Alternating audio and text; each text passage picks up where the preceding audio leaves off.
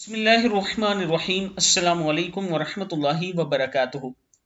زینب T V کی طرف سے آج میں اپنے دوستوں کو رسول اللہ صلی اللہ علیہ وآلہ وسلم کا ایک فرمان بتا رہا ہوں، آپ دوستوں نے اس پر ضرور عمل کرنا ہے۔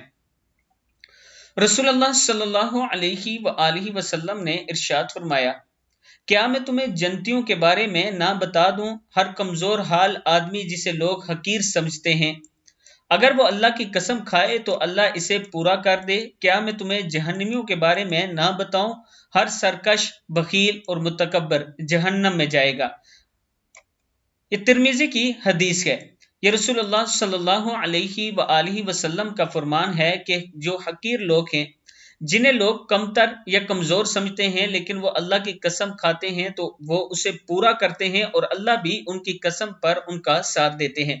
اور جہنمی وہ لوگ ہیں جو سرکش، بخیل اور متکبر ہوں، وہ جہنم میں جائیں گے۔ یہ رسول اللہ صلی اللہ علیہ وآلہ وسلم کا فرمان ہے۔